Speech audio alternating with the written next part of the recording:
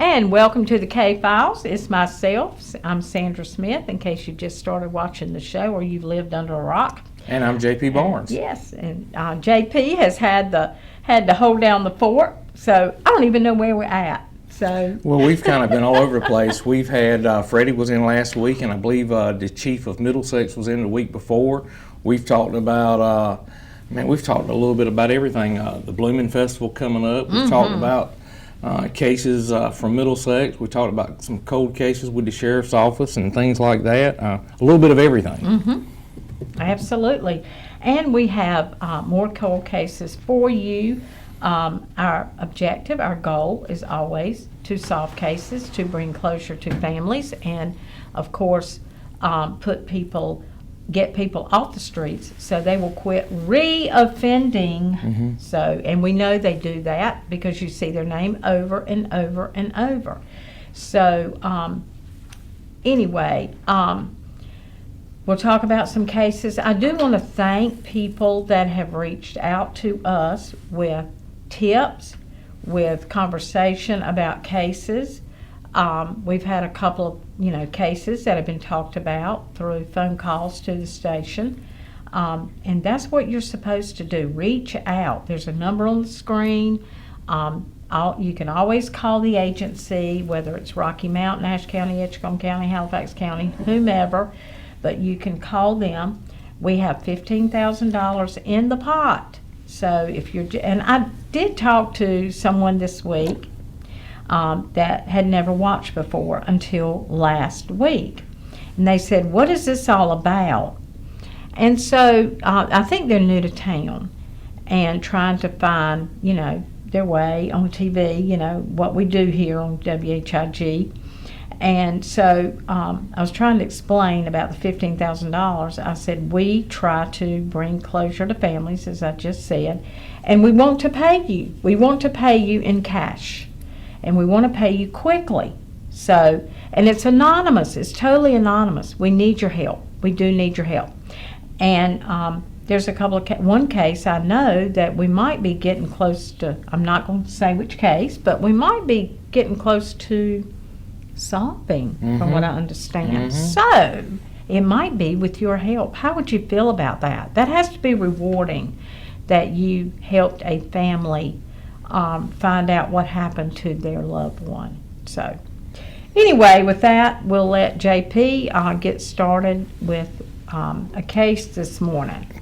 Last week, we had Freddie on, and he was not familiar with Team Cold Case. He wasn't familiar with what we do here at WIG on the K-Files. It was eye-opening to him, and he was glad to know that there was a show that was committed to working with area law enforcement to kind of bring tips to the forefront. Yes. He was unaware, the cases that had been solved as a result, and he was glad to know that Team Cold Case was in place. Yes, absolutely. Let's see where we left off. We'll start with Alton Lee Harper. Alton Lee Harper. This case is from September 4th, 2009. Alton Lee Harper, who was 57 years old at the time, was staying at his daughter's boyfriend's residence at 4817 Crepe Myrtle Street in Brattleboro when his daughter heard glass breaking. When she investigated the sound, she found an unknown suspect had entered the home and was pointing a gun at her father, demanding money. The daughter complied with the robber and gave him an undisclosed amount of money. She reported that her father left the residence and attempted to follow the suspect, who had fled on foot. She then called the police around 1 a.m. The victim returned to the residence as police were interviewing his daughter. The report described the victim as being very excited, breathing heavily, and further stated it was difficult to understand the responses to the officer's questions. The victim was heard to yell out loudly and fall to the floor in the kitchen area of the residence. Resuscitation was initiated by police. Nash County EMS arrived around 1:25 a.m. to find the victim unresponsive and no vital signs. Resuscitation was unsuccessful, and death was pronounced at 2:29 a.m. The patient experienced severe cardiovascular stress initiated by the criminal episode that he had witnessed earlier in his home, that home invasion by an armed intruder that threatened him and his daughter with death to accomplish a robbery. His death has been ruled a homicide. And it should be. It should be. It absolutely should be. I mean, you've heard of the term scared you to death. Yep. And that's what it is. Yeah. And this is the murder rule in North Carolina. You know, if you happen to be standing in a convenience store and the store is robbed, and it basically scares you to the point that you suffer a medical condition and you die as a result, that's murder. Yes. And it should be. It should be. I agree. But we had a lot of information about this case. Yes, I mean, lots of information. So somebody should be able to know something. 2009, Craig Myrtle Street in Battleboro. I think that's in town, right there in town. 4817. So his daughter lived with him, I guess, and she was home, and she heard the glass breaking, and his father, it was an attempted robbery on his father, so on her father. So if you know anything, please call the number, come forward. The least little tip could bring a case to close. Yeah. So anything you know, a car driving by, a person that you saw, something you think is so insignificant might not be. That's right. That's right. So, as law enforcement says when they come on here, no tip is too small. So, all right. This next case has been high profile at times. Jermaine Lynch, 9/8/2009, September 8th, 2009, around 11:08 p.m., Rocky Mount Police Department was dispatched to a shooting on the corner of Tom's Trail and Travis Run in Rocky Mount. When law enforcement arrived, they found Jermaine Lynch suffering from a gunshot wound. During the investigation, it was determined that the shooting had stemmed from a robbery. The suspects were 4 to 6 black males, one male being between 45 and 50 years old with a thin build and a thin grayish beard. The suspects tried to rob Jermaine as he was next to a van.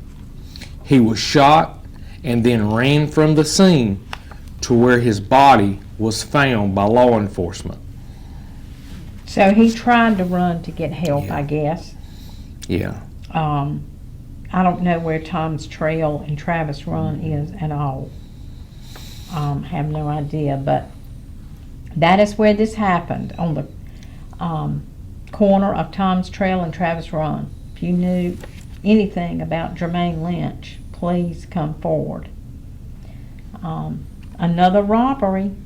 Yeah. So I guess he didn't know the And I guarantee it was suspects. drug related. Yeah, Drug related. absolutely. So many of them are. And you know, on a personal note, without going into any details, but you know, keep my family in your thoughts and prayers, as we've got an issue with a loved one who is struggling with drugs, and he's been in and out of jail. And let me tell you something, when this kid graduated from high school, he was at the top of his class. Squared away kid. He's about 35 years old now. I mean, good kid. You would have never associated him with anything drug related, crime related, nothing. And just like that, he's lost his way. It does not discriminate. It does not. It can happen to any family, no matter what, who. It doesn't matter. When you get hooked, you may try something one time, but now with the fentanyl and now with the drugs that are out there, you're hooked. And you want more and more and more. And you have to have it. Yeah. I mean, your body feels like and you do things, you're not making conscious decisions. You're just doing things that you have to do to maintain your habit. You know, I am thankful to God that nobody put me in an awkward situation of giving my children drugs like this. Because I'm telling you, it would have cost me my career. Right. This drug thing is even far worse than I thought it was, having been in law enforcement. It is everywhere. It's in every community, and clearly it's in more families than I thought it was. Yes. I think some families just probably keep it under wraps or control better than others, but let me tell you something, it's wreaking havoc across this country. Well, there's no need for families to be embarrassed. Yeah. Get your That's loved right. one the help they need. It doesn't matter. You know, you need people. A family needs people to rally around them at a time like this. It's not a shame. It's not shameful. Right. It just happened. And things happen to good people. So, you know, we need to really have the sheriff or somebody on to talk about fentanyl, because I keep hearing the dreadful things that fentanyl is doing. They're putting it, they're lacing it. Everything. Everything is, it's scary to me. Don't pick up things off the ground. You know, people will pick up a coin off the ground or, you know, something like that. Don't anymore. They're saying do not. My wife is a funeral director and embalmer at not a funeral home here in Rocky Mount, but a local funeral home. Right. They had 2 kids recently at the funeral home. 3 kids went to a party. It was one of them's birthday. Good kids. None of them had ever experimented with drugs. Some drugs was given to all 3 kids. 2 of the 3 kids decided at night to just take this pill, One young man decided, no, I've never done drugs, I'm not going to start tonight, even experimenting. Right. When he woke up the next morning, he found his 2 best friends dead. Oh, They had taken the gosh. pill and it was laced with fentanyl. Yeah. I mean, it's the He was that scariest close to thing. death. Wow. And he had a second thought. Yep. That he was not going to do it. I'll tell you, it's, you know, the peer pressure, I asked a young man that his parents are having a hard time with him with that. I asked him myself, I said, why did you do it? Peer pressure. That's exactly the words he said to me. That's awful. It is bad. Law enforcement questioned the friend who lived, and he said, look, I'm telling you, the other 2 friends, they didn't do drugs. They had never experimented with drugs before. It was the first, the only time these young men experimented, and it killed them. Awful. Terrible. Imagine those parents, the agony now that they're going through. They are crushed. Yeah. I mean, they have to be totally devastated that, you know, their loved one was taken away at such a young age by something like this. I mean, it's so unnecessary. Yeah. Just unnecessary. For what? 5 minutes or an hour of, you know, feeling good? Oh, really? Well, it's not worth it. It's sad. It really is. Okay, we've got to take our first break. We'll be right back with you right after this. And welcome back. So we are talking about cases this morning, again, in case you just tuned in. And I want to let you know, a lot of people have a hard time. What is Team Cold Case and the K-Files? What is the difference? What is it? K-Files is a television show. It's just the name of the television show, named after the famous Lyndall John K. Because it was his idea. It was his brainchild, and I give him all of the credit. So anyway, hopefully we might have him back as a guest one day. There's a case that I would like for him to come in. I know he's got the paperwork, so I'm going to see if he can come in and help us just understand one of the cases. But anyway, The K-Files is the TV show. The Team Cold Case is the nonprofit arm, the fundraising arm of this. The K-Files is under the umbrella of Team Cold Case, and it is a board. We have a board, and we work hard to try to keep funds raised so that you can get paid. So anyway, JP, I'll let you go on to the next case. And do y'all have a fundraiser coming up? I know usually it's in the spring. We usually do. We decided this year to wait until next spring, Okay. and to do some small things. We get invited now. We get things in the mail all the time now to be a vendor. So we're going to be a vendor at a couple of events this year, to try to get our name out and the word out about our organization. And we feel like that will behoove us right now better than, having a fundraiser this year. But we'll be back next year in April, to have the end of April, to have another fundraiser in 2025. Okay, it will be here before you know it. Yes, it will. All right, the next case we're going to discuss is Brian Dominic Mitchell. Brian Dominic Mitchell. This case is from March 25th, 2010. Officers responded to the 500 block of Fairview Avenue Southwest in Wilson, North Carolina, to a shooting. Brian Mitchell was standing in a lawn when a drive-by shooting occurred. Witnesses who saw the shooting put Mitchell in their car and transported him to Wilson Medical Center, where he was later pronounced deceased. Brian Dominic Mitchell, March 25th, 2010, shooting there at the 500 block of Fairview Avenue Southwest in Wilson. Well, wait a minute. I'm totally not understanding. Witnesses put him in the car who saw the shooting. Then why can't they identify better? Why don't we have some identification? Yeah. Why don't they know who did it? Or know the car? Or know what the person looked like? I mean, there's no indication of that. It just says the witnesses who saw the shooting is what it says. Yeah. So I'm a little bit confused. They put Mitchell in their car and left, but took him to the hospital, but where he passed away. But Well, hopefully they were able to share vehicle description, suspect information. Hopefully they were able to provide that information to law enforcement. and it's under investigation, so they just can't release some of the information. And that's what we hope. Right.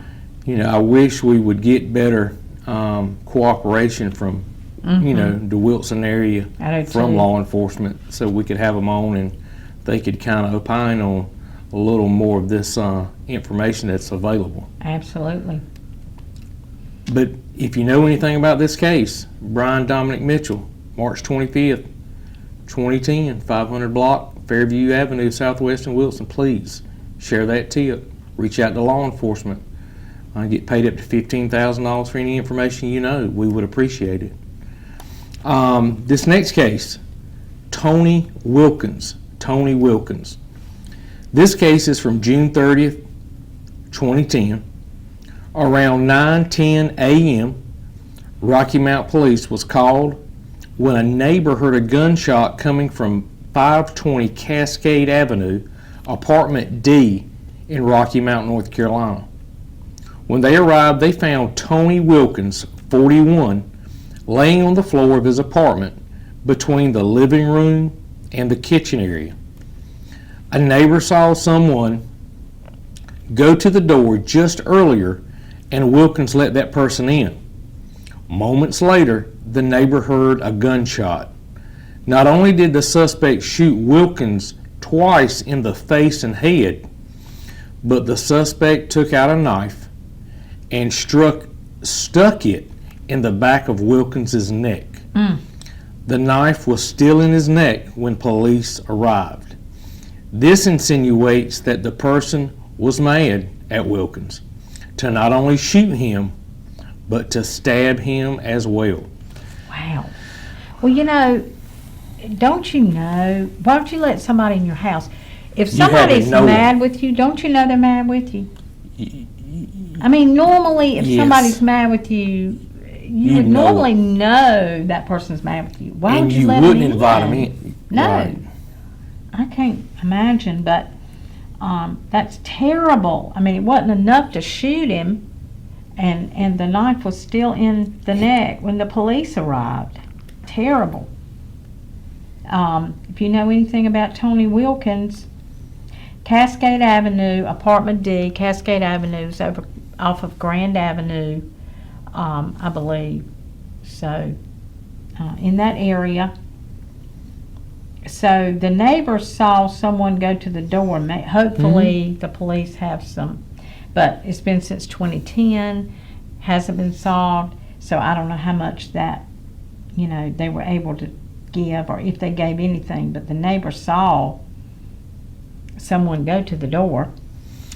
And one of the things people ask me a lot is that are like, look, there's got to be enough information here to make a charge. I bet you there's enough information in most of these cases to make a charge, but Right. what good is it? Yeah. You've got to have enough to get a conviction. Yes, you do. Okay? And once someone's been found not guilty, when you're found not guilty in a court of law, and if law enforcement were to learn even more information, they can never bring those charges again. Too late. So you kind of have to be smart with what you do know, and that's why we encourage people to make that tip, to share that information, and to help us get closer and closer and closer to that high threshold of beyond a reasonable doubt. Exactly. Exactly right. Well, if you know anything about Tony Wilkins from June of 2010, please come forward. Call one of the numbers. There's a hotline. We also, this is a Rocky Mount case, so Pernell, would you mind putting up the text to tip? If you prefer to text, that's a company out of Canada. There's no way, police department said there's no way we know who you are. So, if he can find the text to tip and the Crime Stoppers, if you'd rather call that number, 977-1111, there you go. And then there's the text tip number. So, anyway, if you know anything, you've got plenty of options. Or call the station. We don't mind. We will happily get law enforcement I've had involved. folks message me on Facebook. Yeah. And I forwarded it, That's right. to, proper authorities. That's right. So Just get us the information. just get it. We don't care who you are. We don't want to know who you are. We just need a tip so they can start working the case.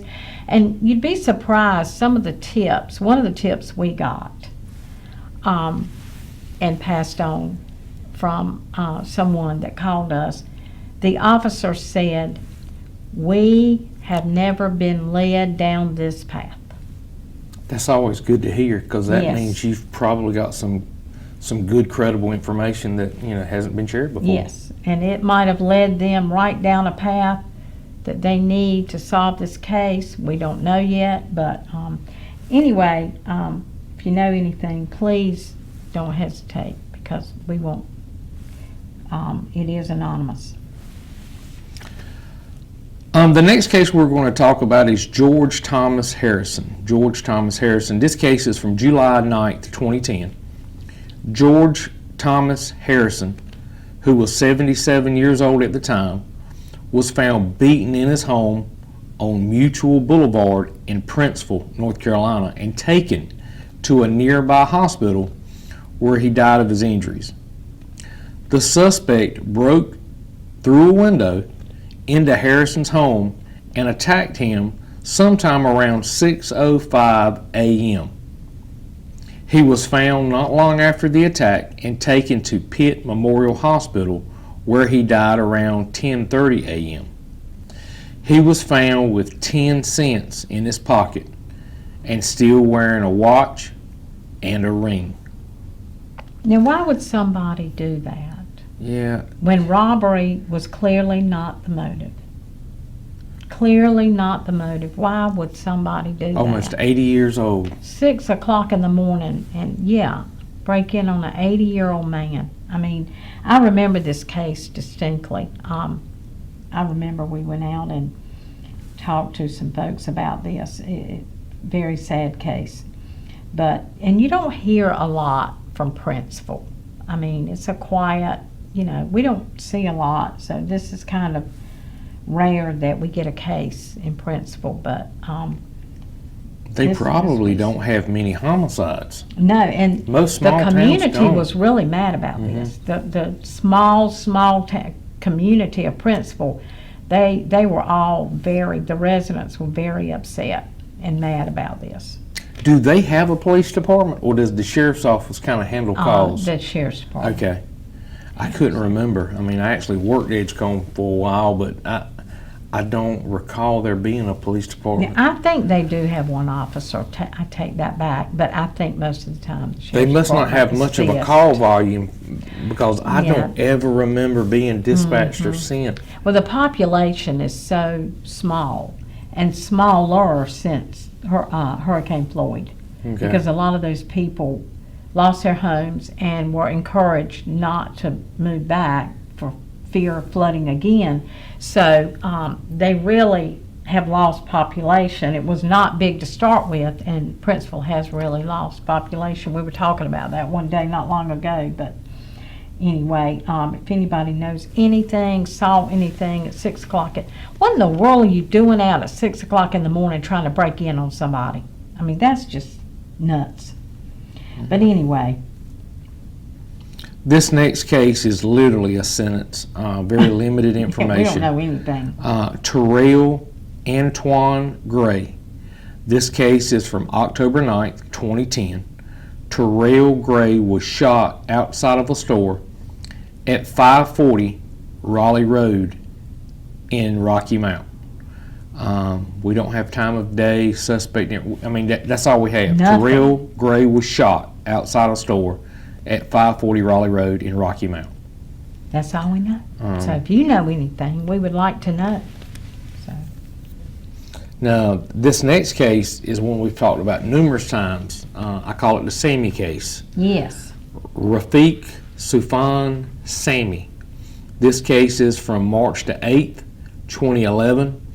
Sammy was killed at his store on the 1100 block of Old Wilson Road in Rocky Mount. He was leaving the store at around 12:51 a.m. when he was killed in the parking lot. Rocky Mount police state that it was an attempted robbery. Sammy had a large amount of bills still in his pocket when police arrived. He had roughly 91s, 18.5s, 220s, and 350s. So that lets you know right there that he must have engaged them, or he must have fought back, yes, some type of resistance for them not to have taken that money. right, exactly. But anyway, Sammy was killed March 8th, 2011, around 12:51 a.m. as he was locking up and leaving the store. Well, we've seen in this book there are several robberies from convenient marts, but people know that they have cash, on hand, and they probably know that Rafiq Sammy, he was called Sammy because this was Sammy's Takeout, is what the name of it was. It was owned by Sammy Evans, so they called him Sammy.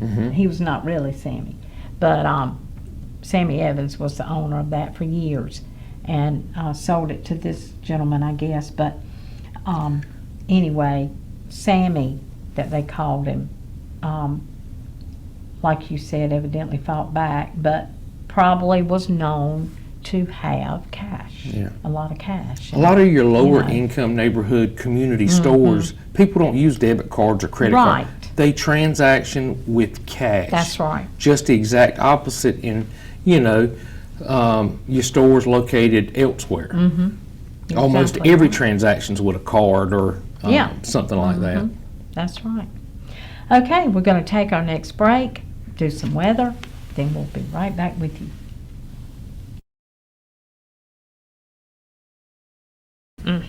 Okay, welcome back to the K-Files. We've got maybe time for one or two more cases for you this morning. And next week, I believe we'll have the Rocky Mount Police Department with us. It's their week, and got to get Edgecombe County back in the groove and hopefully work on Halifax for the 4th week. So anyway.